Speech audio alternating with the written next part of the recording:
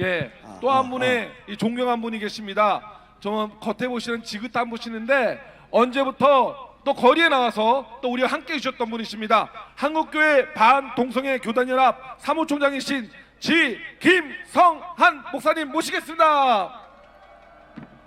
예, PPT 띄워주십시오.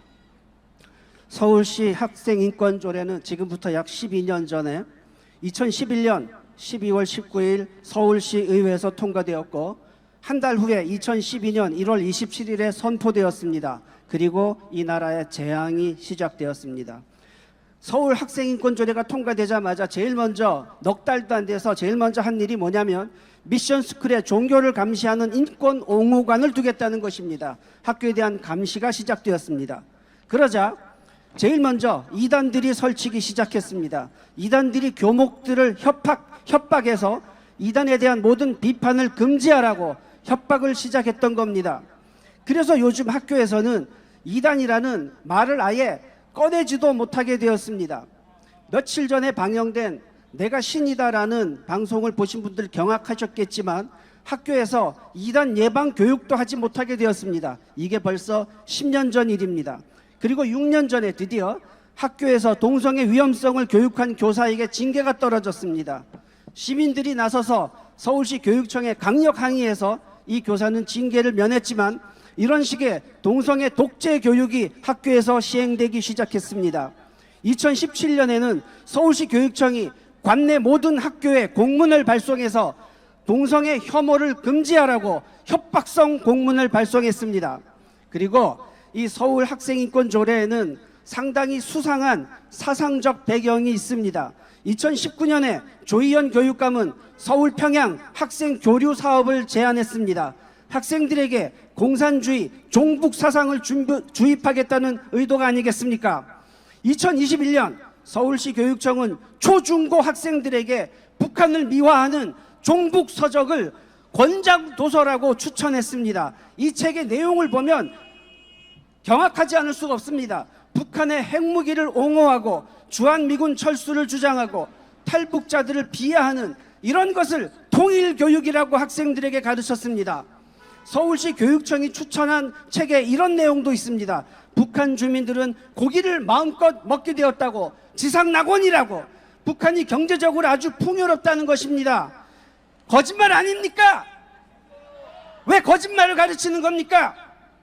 서울시 교육청은 북한의 정책이 부럽다고 가르칩니다. 우리도 북한처럼 하자고, 공산주의 하자고 아이들에게 이런 책을 배포해서 공산주의를 추종하게 만들었습니다.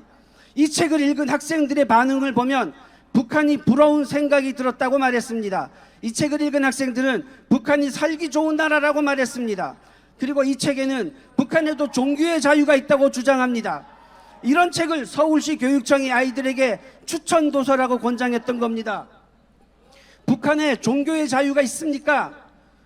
북한은 20년 연속 기독교 박해 국가 1위입니다.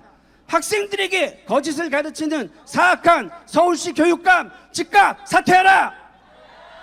서울시 교육청이 변명하는 말이 다양한 관점에서 구성을 했대요. 거짓말도 다양한 관점입니까? 서울시 교육청은 다양한 거짓말로 아이들에게 종북 사상을 주입해 왔습니다. 그리고 초중고 학생들에게, 초등학생들에게 포르노 같은 음란 도서를 권장 도서로 읽게 했습니다. 이 음란한 책 아시죠? 어떤 책인지 한번 보여주세요. 저런 책을 초등학생들에게 읽으라고 권장 도서로 학교 도서관에 비치하게 했습니다.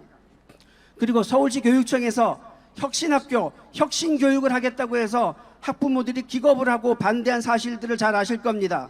조희연 교육감은 혁신교육을 반대한 학부모를 고발했습니다. 조희연 교육감의 수준이 이렇습니다. 학부모 고발하는 교육감 사퇴하라! 사퇴하라! 사퇴하라! 사퇴하라! 작년 9월에 서울시 교육청은 학부모라는 말을 쓰지 말라고 지시했습니다. 학부모,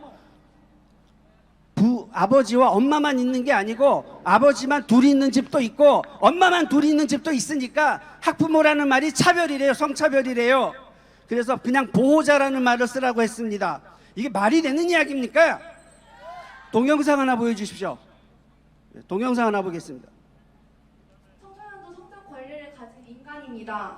성욕이 있고 섹스를 합니다. 성 정체성을 스스로 알 수 있습니다. 그것이 잠깐의 혼란으로 치부되고 방황으로 치부되어서는 안 됩니다. 청소년도 인간입니다. 그냥 미성숙한 존재가 아닙니다. 그래서 요즘에 임신과 출산, 차별받지 않을 권리에 대해서 이야기하겠습니다.